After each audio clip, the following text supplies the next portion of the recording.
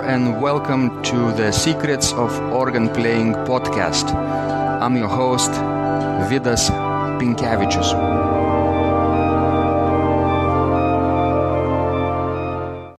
Before we start this week's podcast, I just wanted to let you know that right now is the best time to join my Total Organist program, because for 30 days you can try it out for free.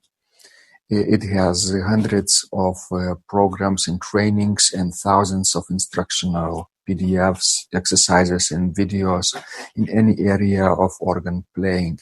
And this program is going to help you to achieve your organ-related goals faster than you would be on your own. So check it out on organduo.lt/total-organist. Welcome to Secrets of Organ Playing podcast number 98. Today is Sunday, June 11, 2017. And today's guest is an American organist, Edward Landin. He began his intensive musical training at the St. Thomas Choir School under the direction of Gerre Hancock. Upon his graduation from St. Thomas, he entered Interlochen Arts Academy, where he began his organ studies as the student of Thomas Bara.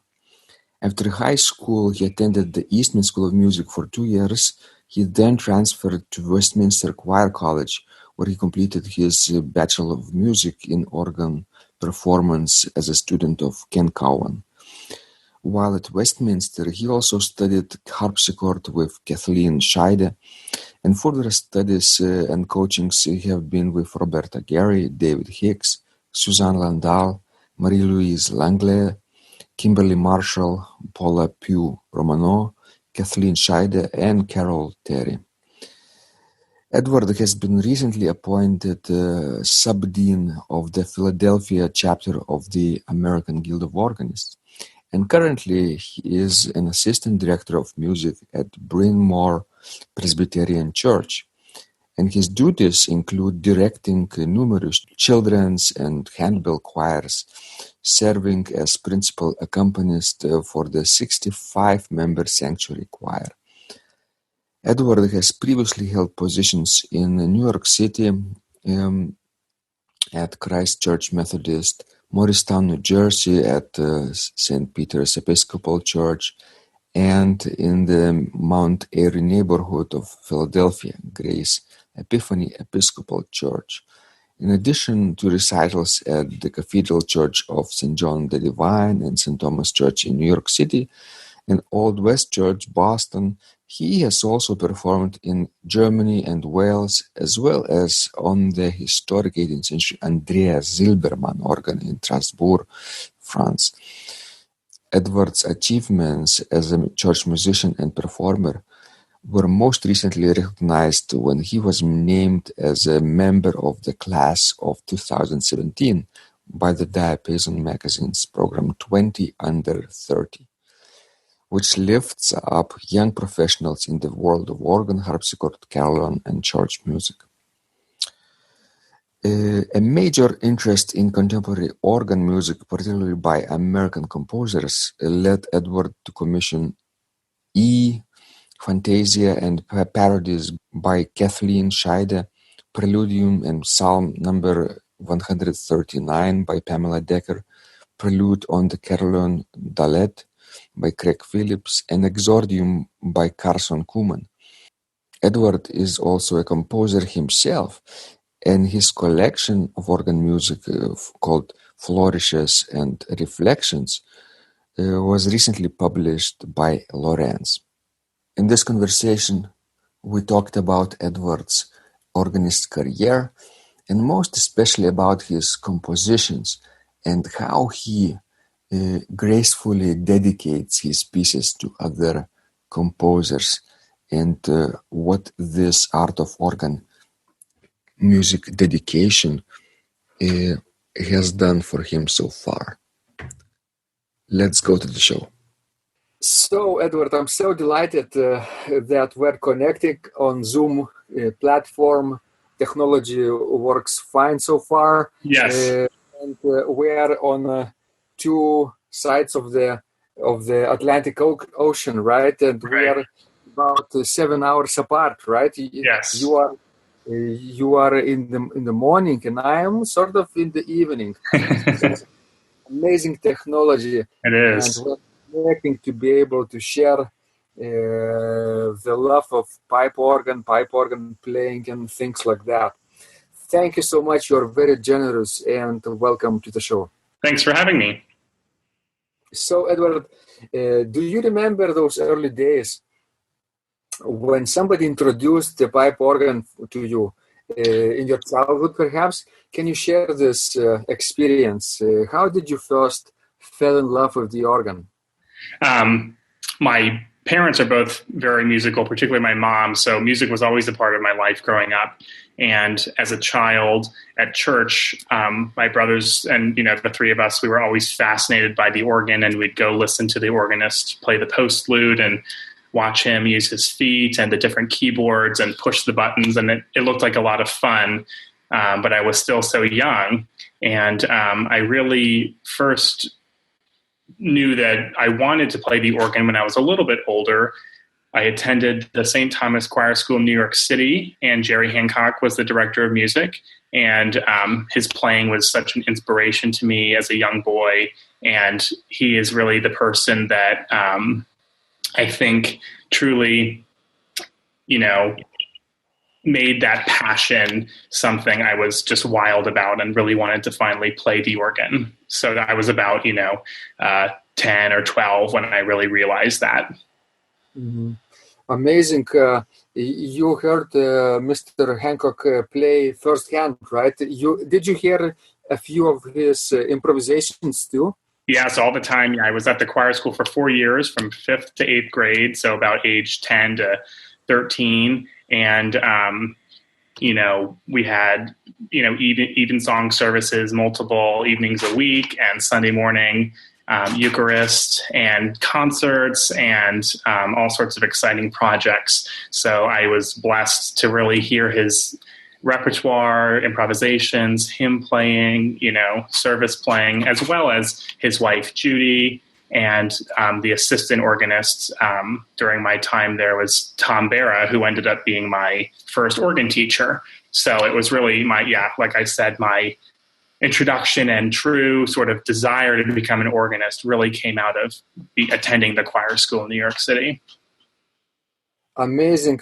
Our stories are a little bit different. My first experience with the pipe organ began when my mom pumped this little antique 19th century wooden church organ in the middle of nowhere, basically in our parish, where we had a summer cottage, many years ago when I was maybe in the 6th or 5th grade. Oh, neat. And your organ was one of the most impressive instruments in America, right? Yeah, certainly. Now they have a new organ project at St. Thomas, which is so exciting, a new instrument being built by Dobson, just maintaining a couple of the really wonderful ranks from the previous instrument. But yeah, it was a thrilling, I love the sound of a full French tutti because that's really the sound St. Thomas was. So that's, a great, oral memory for me. Mm-hmm, mm-hmm. And plus you met this master, right? Master Hancock, who is probably one of the legendary figures when it comes to improvisation in the United States, right? Absolutely, yeah. Everyone knows his treatise, and his advice is basically a living monument.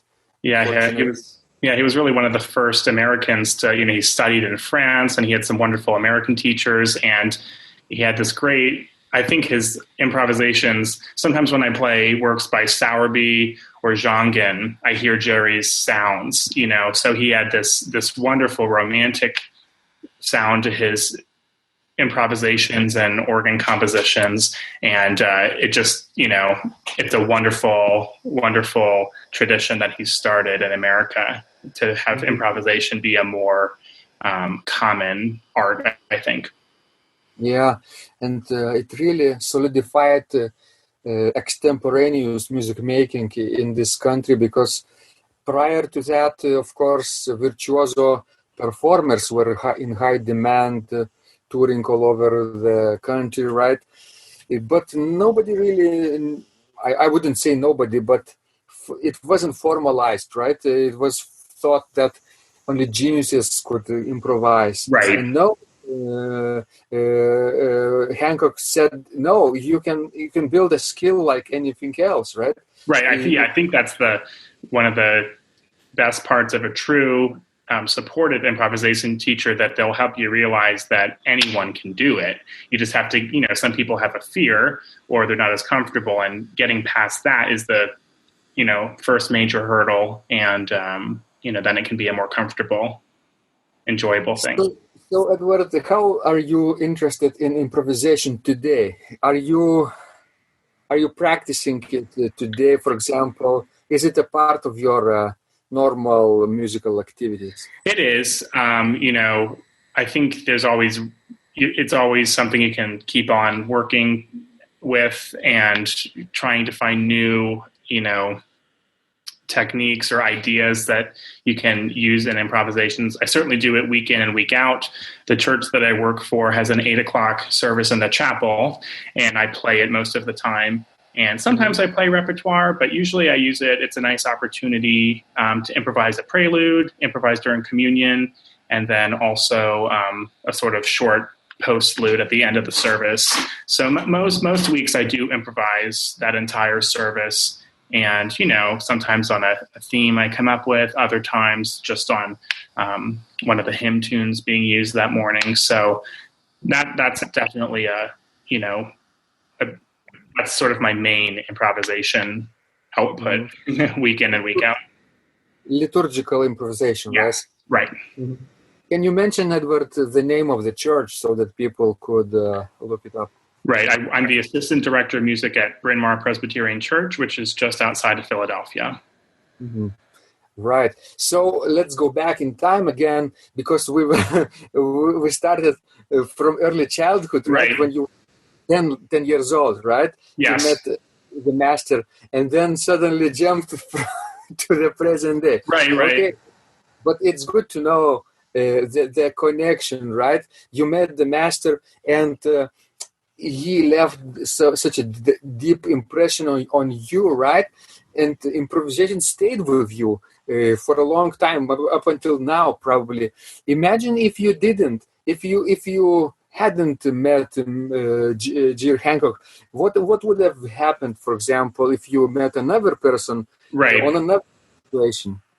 Yeah, it's interesting to think about that. He certainly, knowing him from attending the choir school, I met him in the context of his church work, not, playing a recital. So I think I knew, being an organist, there are some different, ways of being an organist: a concert organist, a church musician, a professor, a combination. Everyone has their sort of, various interests and ways they want to have the organ in their life. Gerre was known as a church musician, a teacher, and a concert organist. So he had all three. So, who knows if my first major inspiration would have been a different organist. Who knows how my musical life might be different. It's hard to say. So what happened next, Edward? How did you understand that organ is going to be your profession for life? I think I'm lucky that my parents supported my decision that I really strongly wanted to be a musician. So once I graduated from the choir school as a young boy, I had just sort of tinkered around on the organ myself. I didn't, even though Gerre was my sort of main inspiration as a young boy, I was at the choir school as a singer, and there wasn't much time to have organ lessons with him. So, there was an organ housed in the choir school, an Allen electronic organ that he and his wife would lend me the keys to on Sunday evening, and I could practice for a few hours, and I would do that every week. But I did not start my formal training until I was 13. I went to Interlochen Arts Academy, which is a wonderful arts high school in northwestern Michigan. And the assistant organist at St. Thomas, Tom Bara, when I graduated, he also left the choir school and he became the organ teacher at Interlochen. And he was also a graduate of Interlochen, so it was sort of a return back home for him. So I began my studies with Mr. Bara when I was 13, and he really focused on Gleason pedal technique and, really getting, because I was, had taken piano lessons for years. I was comfortable playing the keyboard, but had to get my feet moving comfortably. And he, for sure, I know if he had not been my first organ teacher, I know I would not have felt as comfortable and become an organist in the same way, because he was so focused and so determined to help me succeed. And he just had a wonderful way of helping me. And, I really owe him a great debt as my first organ instructor. You mentioned pedal technique with Gleason and his method book. Was it difficult for you to master pedal playing at the beginning? I think, that's something many people ask, pianists that are interested in organ or just musicians in general that think it's crazy that we use our feet. I've heard that the bassoon is like the hardest wind instrument with all the fingerings and everything. So there are things on the organ that might be difficult at first, but you conquer them and you move on, and then they're just, second nature. So initially pedal technique was difficult for me. I think particularly if you're trying to obey Gleason technique, keeping your heels together, keeping everything within the fifth, if you're trying to follow those rules and guidelines, it's more difficult than just stomping around down there. So I am, grateful the blood, sweat, and tears that went into really getting comfortable using my feet on the pedal board. Yeah.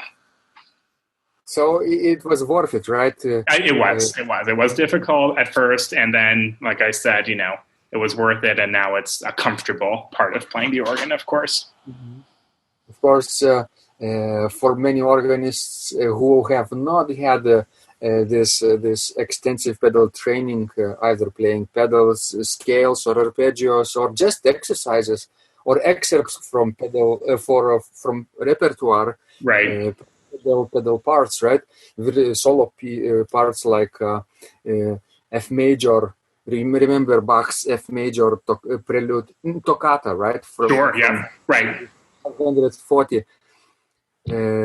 Two separate pedal solos in F major one and in C major, right? Yeah. That's a classical example how one can conquer entire range of pedal board. Yes, right. Wonderful. But now it's not a very difficult issue for you, right? You have many more other things to think about when you're playing, right? Right, exactly. Yeah, because when you're starting the organ, most of the repertoire you're playing doesn't necessarily have demanding registration changes, or you're not focusing on certain aspects that eventually become a standard part of most organ pieces. So yeah, I think eventually once you conquer the pedals, just as you said, there's so many other things to focus on when you're playing. So it's good to know what your feet are up to and that they're comfortable down there. Given that your first experience was this magnificent organ with hundreds of buttons, right, and pistons, right? What kind of instrument fascinates you today?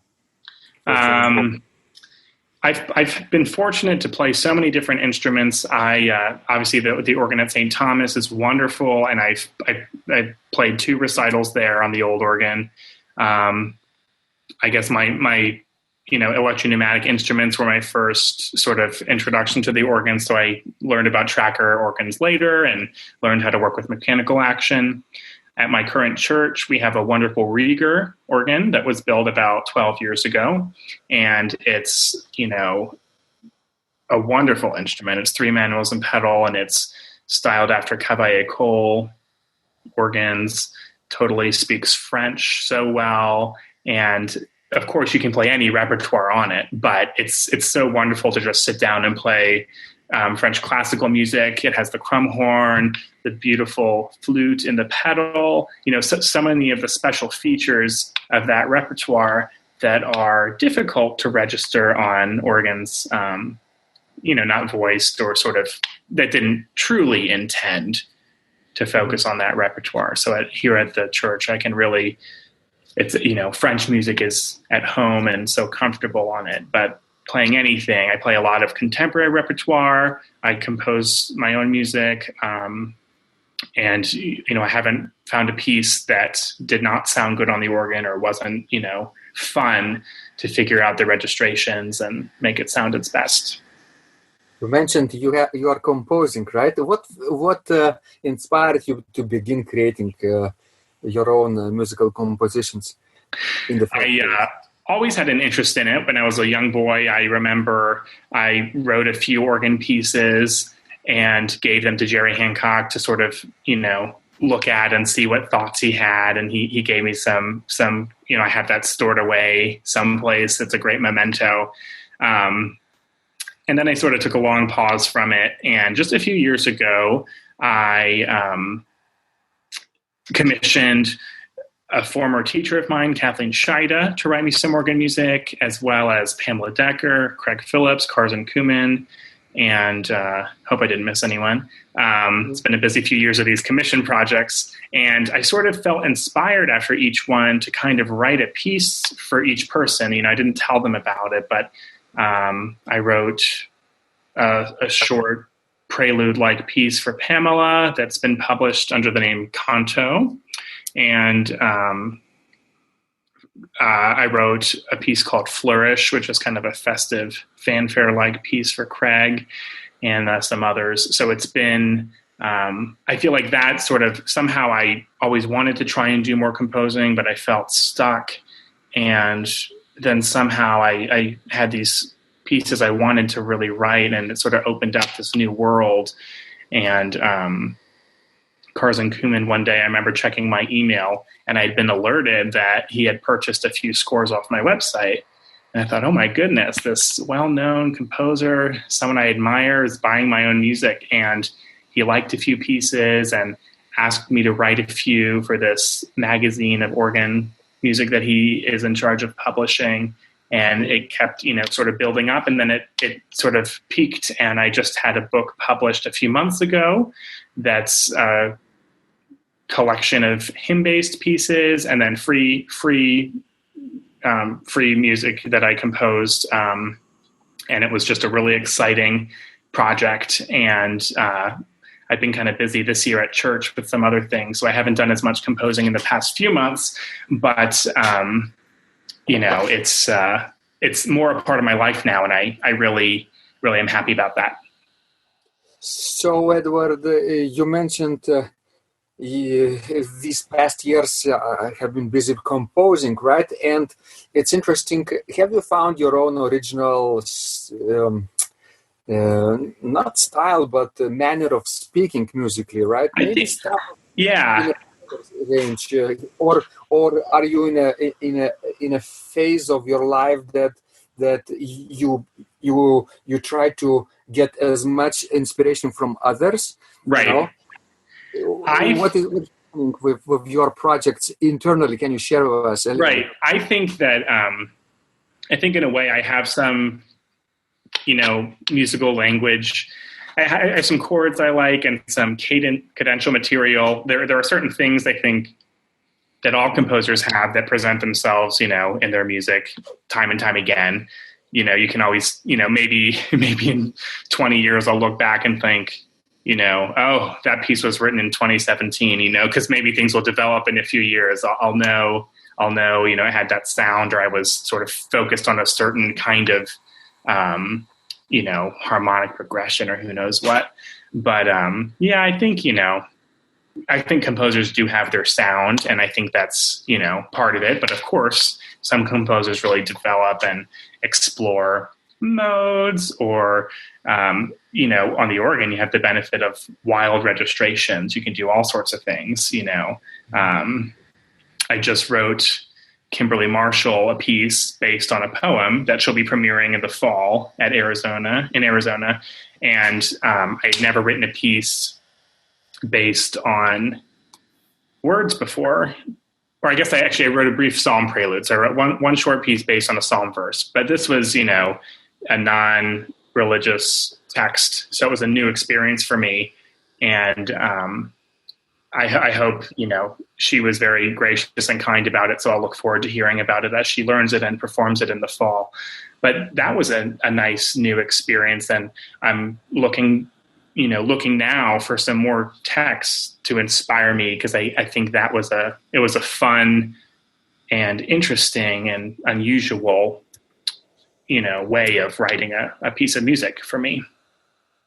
Definitely, when you look at sacred music repertoire across the time periods, it has certain styles, certain elements, right, which are perhaps more common to this language, right, and it lacks some of the concert pieces that they have in common. For example, dance rhythms are not so often found in liturgical settings, right? Exactly. So if you are inspired by words and not restricted by liturgical settings, then you can be probably more experimental even, yes. Right?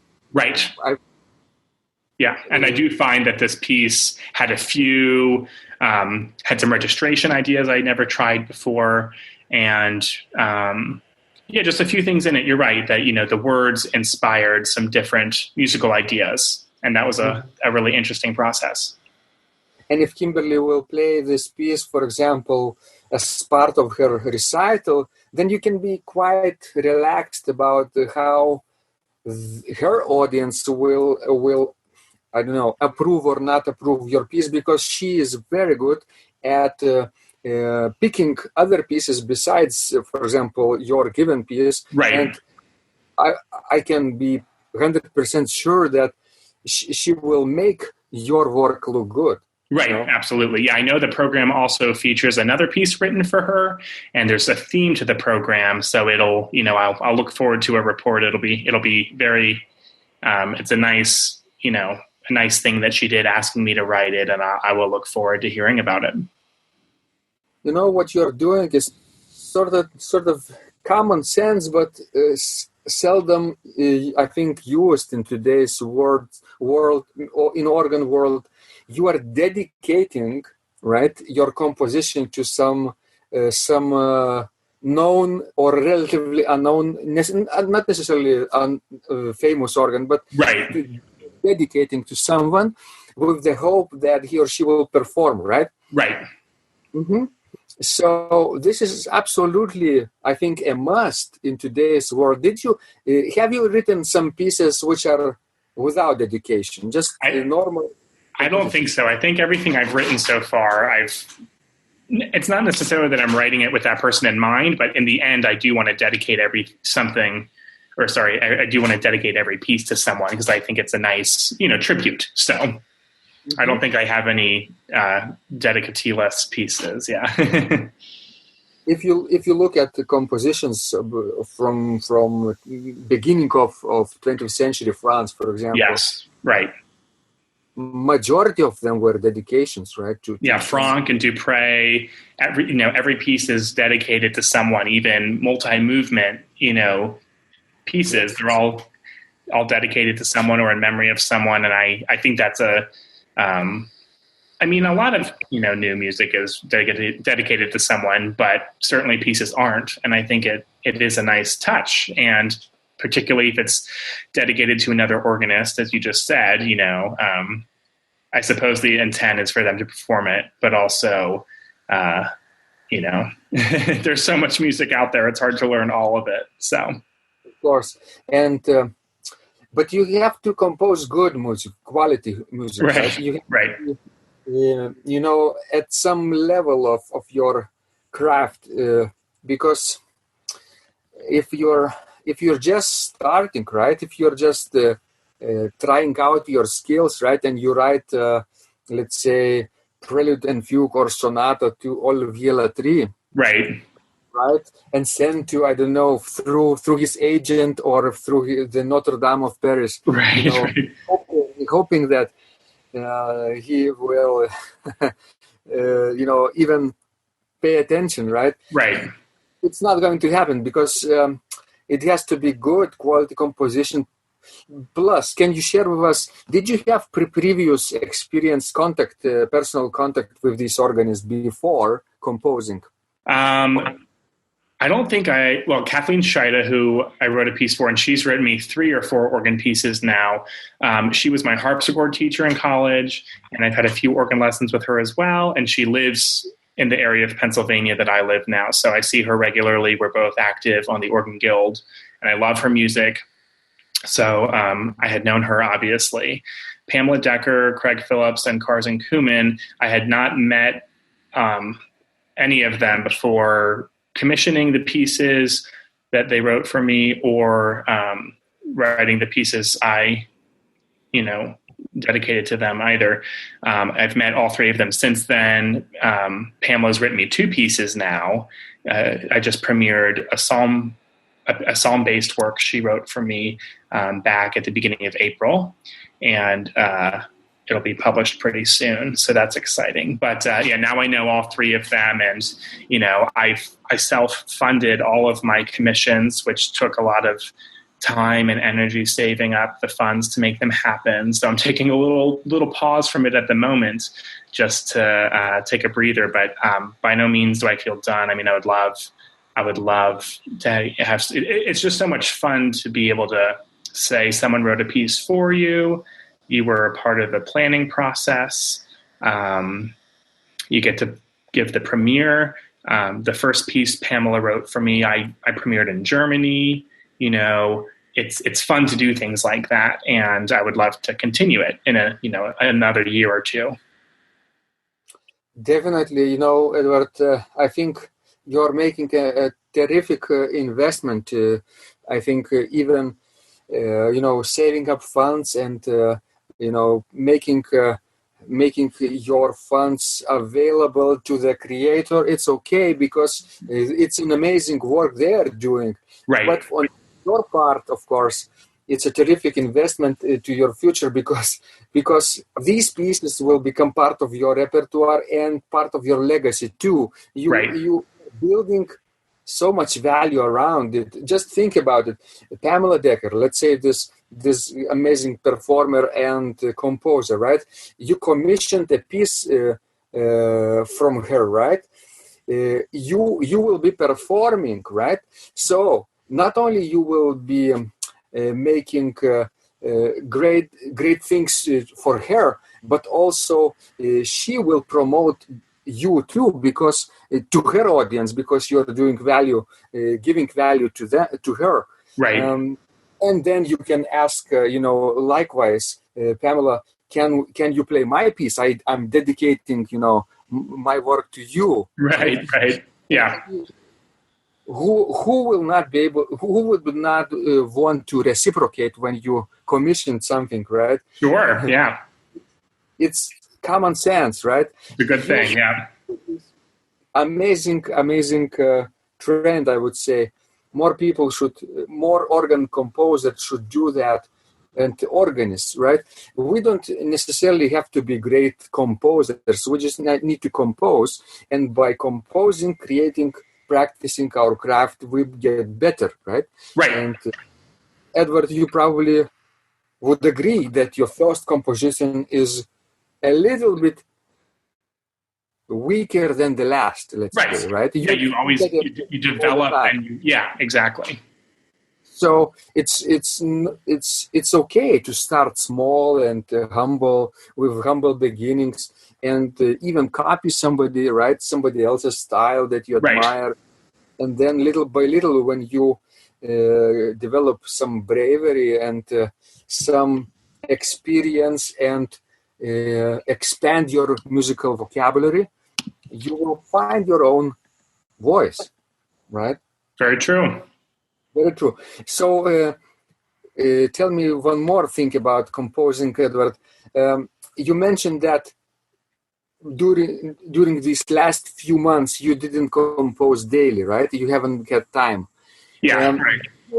That's okay. Me neither. But what I'm asking, do you always remember your responsibility to compose, even if you don't have the time? But is this idea still in your back of the mind every day, that sort of this voice keeps telling you Right. should compose? I think so. Yeah, because I find when I'm improvising, I'll think, oh, that was kind of fun. I'll need to try and make a piece. That could be a new piece.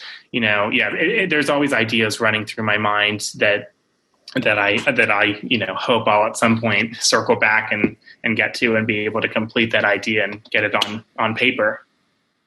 You know what I did sometimes with my improvisations, I record them. Right. When I don't know, improvise publicly, or even when I practice. Sure. And they are worth writing down, as you say, right? Majority of things I play are not worth sending. But once in a while, for example, if I play non-stop improvisation for an hour, like practicing without stopping improvisation, and I'm recording it, I think I can find 2-3 minutes of really good material, right? Worthy of writing down. Yeah. Have you had this experience yourself? Yeah, I haven't recorded too many improvisations, but certainly when I'm, like I said, when I'm doing it, sometimes I think, oh, this is working really well right now, or I'm, anyway, and then so I should probably start recording some of them so I can listen to it again and see what I liked so much about it and why it worked well, and how it might be improved upon and make a nice composition. The reason I brought up recording your own performances, not only improvisations but also other performances, but in particular improvisations, is because you can upload it to YouTube, for example, right? Channel. And you don't have to make it available for public viewing. That's not the point, if you don't like. But you can slow down the speed and make it like a slow 50% speed dictation. And transcribe it, right? Yeah. I've done a number of compositions this way, which first originated as real improvisations and then uploaded to YouTube. And I even selected an episode from a bigger improvisation as a standalone piece, then made another video on YouTube, directly on YouTube with YouTube Video Editor. It has this feature. And then I slow down the speed. And then I put this musical notation software that I'm using, let's say Sibelius, right? Right. And I can listen to slow motion, slow tempo video and really notate my own improvisation as composition, if I like. So it saves time, but also saves musical ideas for the future. Yeah. Mm-hmm. That's a great part of technology, being able to do that. And it preserves your pitch level. It doesn't... it doesn't make it... Yeah, exactly. Yeah. Because in earlier days, of course... it would have been down a sixth or something. Right, yeah. Strange.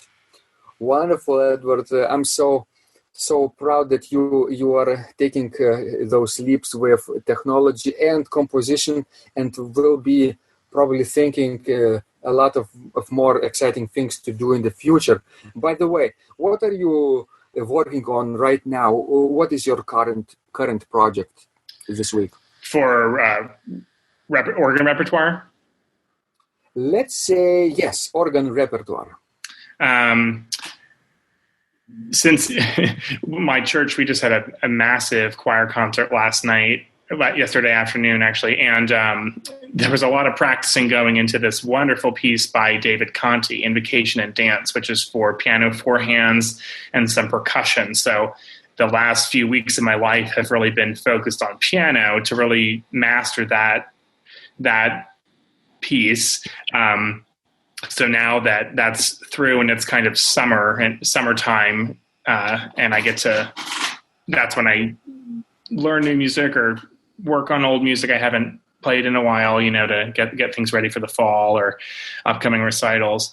So I'm sort of, I guess, in the process of thinking what some of that might be. As I said, premiered the most recent commission Pamela wrote for me in April. This Psalm 139 is its title, and it had some very demanding, difficult moments. So, in the earlier spring and late winter, that was certainly taking a lot of my time to focus on that and learn it well. And I will continue practicing it to continue, cleaning it up and getting some spots in better shape.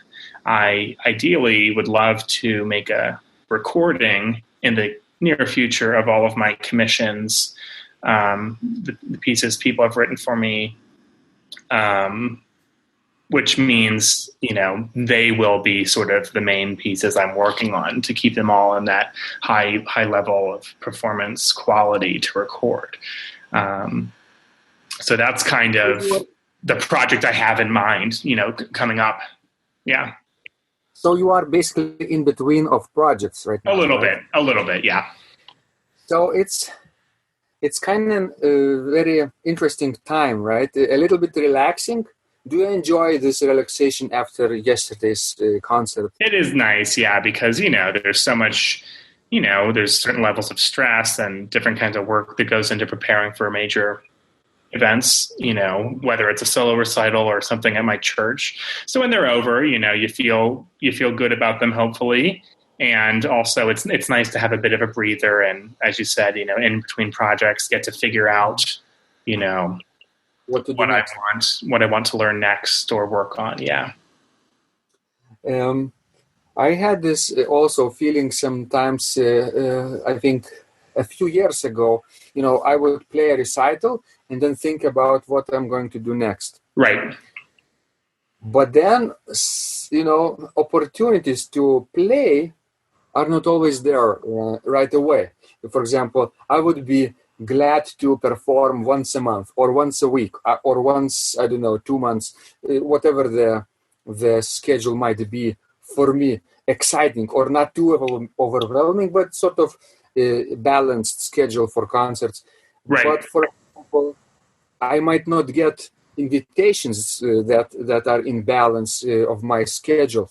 So then I thought, how can I really make some future planning, and I then scheduled to play one recital every month in my church at St. John's Church in Vilnius University here in Vilnius, Lithuania. And once a month, so basically 12 times per year, right. I'm playing a recital. So imagine if I played yesterday something, I knew that a month from yesterday I will be playing something else. Something else, right? And then, of course, I need to plan ahead because I would advertise my next program in today's program, right? For my current listeners to be future listeners too. So I found that this helps me keep in a professional shape a little bit better when I plan ahead. Right. Have you tried it yourself? Yeah. No, it's. I suppose I do have a few smaller concerts coming up soon, but next April I'll do a full-length concert at my church, and I want to include some music with other instruments, which is something I love to do. And Craig Phillips has a wonderful piece, a multi-movement piece based on pieces of art, and it also has it's with violin and flute. So I would like to include that in the program. So I haven't started learning it yet, but I have the score, and I've notified my flute and violin players. So that'll be in the coming months as I begin to look at that piece. That's a new piece that I'll be adding to my repertoire and we'll be working on. That's great. I also find sometimes people come up to me after recital and say their comments and feedback, and they ask me, "What are you going to play next?" and or when? Right. And that's when I was confused, and start to stumble. Oh, I don't know. Let me think. Maybe next year, or that's kind of tricky phase, right? To be between projects. So now I can say maybe 5, 10, or 20 projects lined up for me. It doesn't mean I'll be playing, in a rigid order, because of course I keep the flexibility for myself to change things up. But then this plan, artistic plan, maybe gives me more strict view of my career and what would I what I want to accomplish within 6 months, 2 years, 5 years or so. Sure. So I think every organist who is listening to this conversation can also think about long-term planning a little bit, not necessarily 10 years from now. We don't know if we will be alive. Hopefully we'll be. And in case we'll be, we have to be prepared a little bit. Yeah, it's still always good to plan ahead and think about what pieces you want to learn, what projects you want to, participate in. Yeah, it's always a good thing to have that long-term planning and thought process. Wonderful, Edward. We've spoken so many great things today. I hope people, feel a little bit excited about how can they incorporate some of your wisdom into their professional careers to, first of all, of course, composing music themselves, improvising, dedicating their own compositions to the master, even commissioning pieces. Sure, yeah. Of anything I do, and we've discussed, I hope people really are fascinated by that. I just think it's so important. There are so many wonderful composers writing organ music. Most of them are organists themselves, so they're in our art. We know them. Google them. Go to their website. Email them. I mean, that's what I did. I didn't know Pamela. I said I love her music, and I wonder if she'll write me a piece. And if I can afford it, I'm going to pay her to do it. And that's what happened, and it gave me the courage to then contact Craig and Kathleen. As I said, I had known, so that was a more comfortable relationship. But we need to keep organ music alive. I play lots of wonderful, standard repertoire, Bach, Mendelssohn, Vier, and Franck. I play, all that music I learned in school, and I still perform it. But I just love new music, and I love new music written for me. And I am so excited to hopefully see these pieces included in other people's concert programs. That would make me the happiest, because then I know it was really worth it, and that my idea really followed through, and that they become a part of the repertoire. And if, for example, you didn't have the courage to approach someone and commission a piece right from them, this piece wouldn't have come into the existence, right? Right. Imagine 50 or 100 years from now, maybe this piece will be a landmark piece. Could be, right? Yeah, that's the hope. And you've been part of this, and you initiated it, actually. Right. So it's you, Edward Landin, will become immortal too. I like the sound of that. So I'm not saying to make fun of your effort, but I'm actually trying to inspire people to think really long term. It's true. Yeah, absolutely. Our legacy be, right? One of the things we can do, of course, we can create music here by ourselves, like you are doing, and we could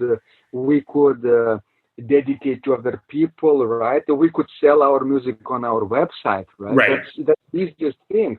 If we dedicate, another person performs it, we have a video, audio maybe. we can perform ourselves the same thing, put a video too, and it spreads. If the composition is good, it spreads. It's an amazing networking tool, by the way, to keep dedicating, and you get dedications probably because of that from other people, right? Right. Yeah. So you get those professional friendships that last a lifetime. Exactly. Mm-hmm. Yeah. Mm-hmm. It's much better, I would say, than writing a composition and sending to 100 publishing houses. Just hoping to get accepted or picked for publication, because as you probably have this experience, major publishing houses rarely take on a risk of relatively unknown organists who just starting composition, right? They're thinking also about their business, and they have to be sure that this composition will sell. Yeah, they don't want to take too big of a risk with someone they don't know about. Exactly. Like book publishing, the same thing. Yeah. Right?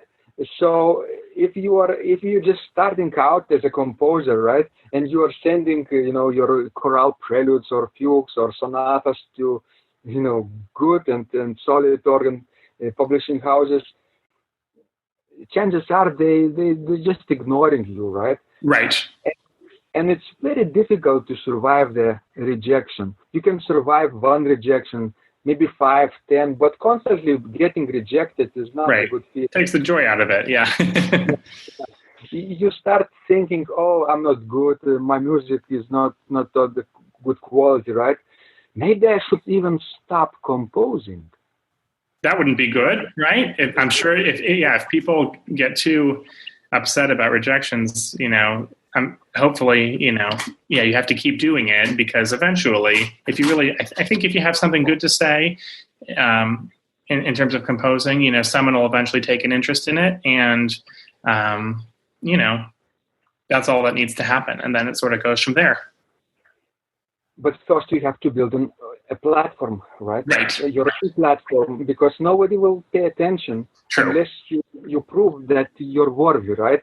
And with today's tool and technology, with blogs and YouTube and recordings, it's easier than ever, right? To be connected, to share our work either for free or for money, make it available across the continent. It's a very small world right now, right? Yes. It's better to take action than to wait to get picked, I think. I think also as a composer, I don't know how, everyone that composes feels about this, but, some people, I played a recital a few months ago, and I, in my biography, it now says about my book that was published and everything. So if I don't perform pieces that I've written, sometimes people say, oh, we would have loved to have heard a piece you've written. Why didn't you include something today? And then I kind of feel fun, I almost feel silly playing my own music, but why else did I write it? I might as well perform it. So I'm trying to start performing more of it. This Easter at my church, we have brass that plays during the service, and we do some extended prelude music. And I arranged Flourish, the piece that I wrote for Craig Phillips, for brass, quartet, and timpani. I posted on Facebook to organists, is anyone looking for a new brass arrangement? I have this piece. Maybe, I'm happy to send it and see what you think. And a few friends expressed interest, and it was performed in Atlanta and another church in Philadelphia. So, sometimes you just have to, go out there on that limb, and it might seem funny or kind of silly to ask people to perform your music, but if they want to, and if they have an interest, they will. And if I hadn't done that, then, only my church would have performed that piece on Easter, but instead a few others did, and more people heard my music and hopefully enjoyed it. And, that's kind of how that, that road begins. And you only need to build 1,000 true fan base. That's not 1 million, but 1,000 people who are interested in your work deeply, in all shape and form, every imaginable form, will be enough. Right. Let me do the math for you. A true fan is a person who spends $100 with you per year. Right. Is it a lot? Not really. It's like $10 per month, right? Per month, like one dinner per month, right? Yeah. Or lunch. One lunch. And when I say true fan, that basically this person will buy anything you provide. Basically, become evangelist for your cause. Right. With your composition. I have a few fans like that, and it's been extremely rewarding because what I'm doing is actually creating for them, right? I'm not chasing anonymous strangers no longer, but I'm creating for them. Not necessarily in terms of musical composition. It could be music, of course, but it could be text, it could be blog posts, it could be podcasts, it could be anything I create. Sure. So Kevin Kelly, a famous writer, wrote the article, which is very, very influential today, 1,000 True Fans. And any creative person can really grasp the influence of this concept, because it's not a million true fans, because a million is a lot. It's probably impossible. But 1,000 is doable, right? Sure, yeah.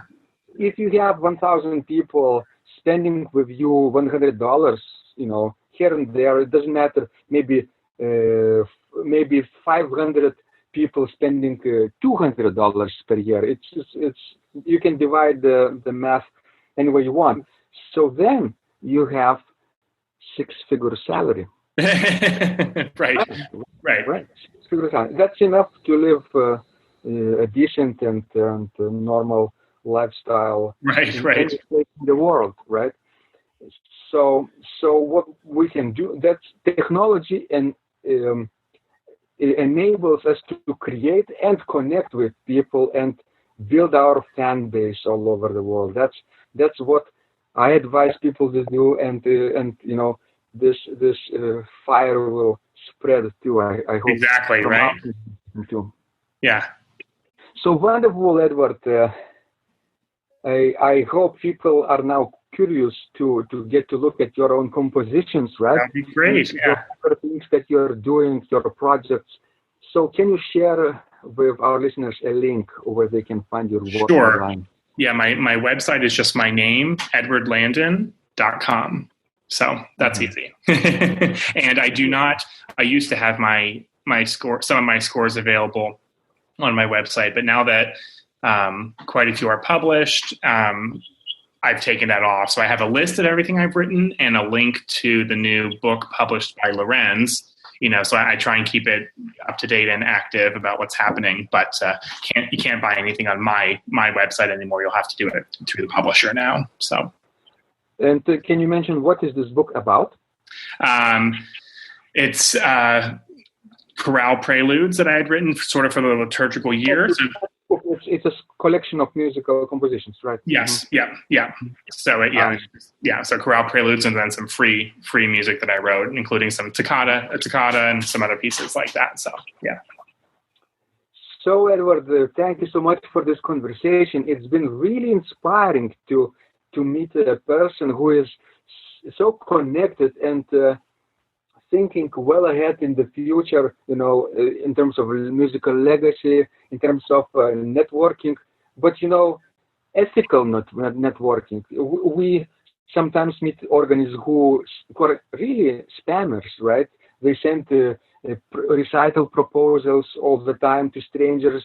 We just ignore things, right? Right. And ignore their compositions. I'm sorry to say that, but just how it works, right?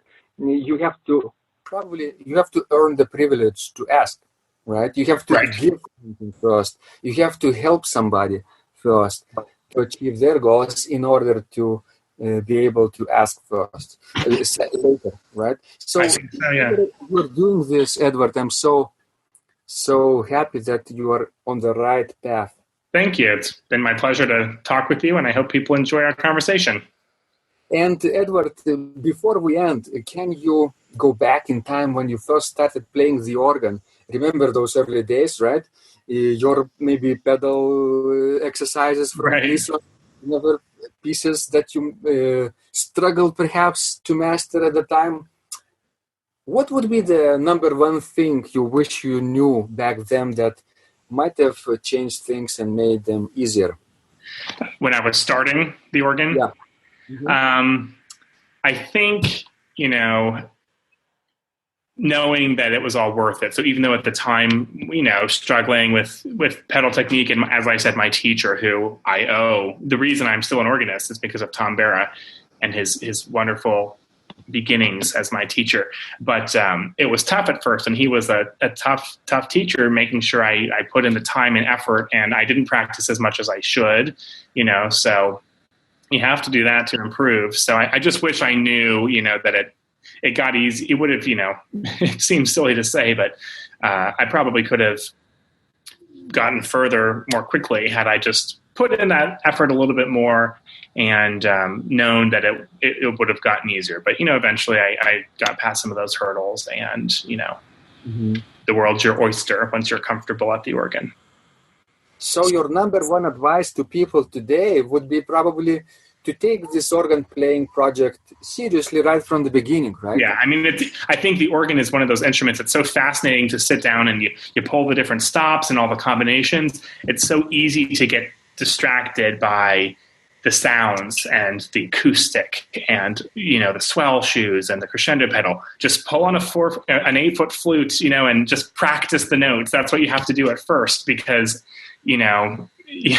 all of that exploration, even though it's fascinating and it's really what pulls most organists into being an organist, you have to focus on the technique, the pedal work, getting comfortable on multiple manuals. That's what you have to work on at first. And then once you are comfortable, hit all the pistons you want, have fun with the registrations. But yeah, it's at first, all those things are really just a bit of a distraction.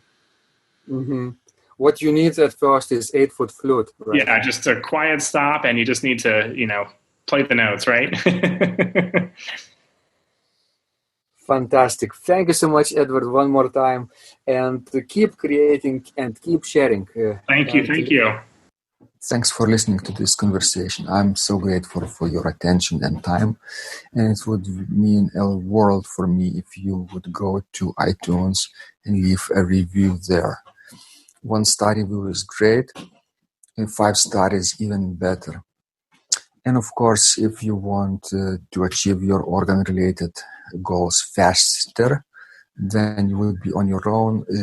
Now it's the best time to join my Total Organist membership program, because right now you can try it out for free for 1 month. Go to organduo.lt/total-organist. If you liked this conversation, I encourage you to visit my blog Secrets of Organ Playing at organduo.lt, where you will find lots of insights, practical advice, and training for every area of organ playing. You can subscribe to this blog for free to get your daily dose of inspiration and to be the first to know when any of my future podcasts roll out. I hope to help you reach your dreams in organ playing. I'm Vidas Pinkevičius. Thanks for listening, and I'll catch you online really soon.